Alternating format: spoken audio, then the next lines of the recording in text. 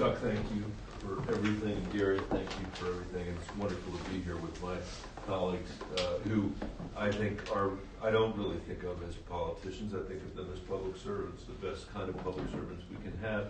In Colorado, before this election even started and before the inflation we were going to confront happened, in one of the most dynamic economies in America, what I heard in my town halls was people were killing themselves at work, but no matter what they did, they couldn't afford some combination of housing, healthcare, higher education, or early childhood education. They couldn't save. They felt like, they were going to turn a more diminished life over to their kids than the life that they had lived. And that is the result of 40 years of trickle-down supply-side economics that started with Ronald Reagan and carried right through Donald Trump, the outsourcing that characterized that era. And that's what we ran against in Colorado this year. And that's what Colorado voted against. We want to turn the page on that supply-side economics so that we create an economy again in this country. Then when it grows for everybody, not just the people at the very top, which is what we've seen over the last 40 years or so.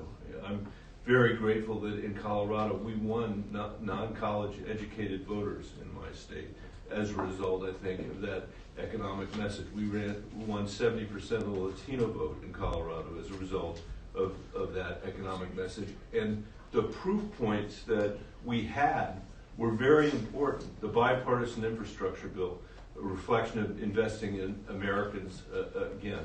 The CHIPS Act, which was, as Patty mentioned, bringing manufacturing back to the United States of America. I can tell you, people in Colorado want to see more of that, not less of that. That was a wildly popular bill in my state. And then the Inflation Reduction Act, where we've been fighting for generations to cap drug prices for seniors, to require Medicare to negotiate drug prices on behalf of the American people, cap insulin at $35 a month. That was a bill we had to pass without a single Republican vote. In fact, not only did they not vote for the bill, they actually took out the part of the bill that would have capped insulin for everybody in the country. No one in Colorado can understand that.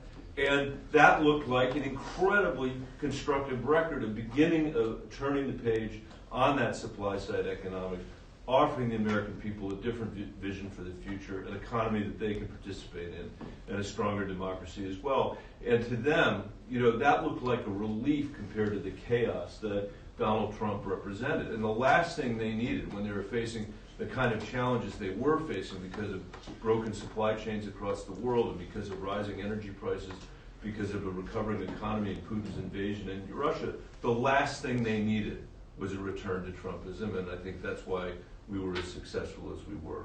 I want to thank the voters of Colorado for their confidence, and I can't wait to get back there to say thank you to them. With that, let me turn it over to my great colleague from New Hampshire. I never had any doubt she was going to win because I think that if we all followed her leadership, we'd have a majority forever in this Senate. Maggie Hassan. Thank you.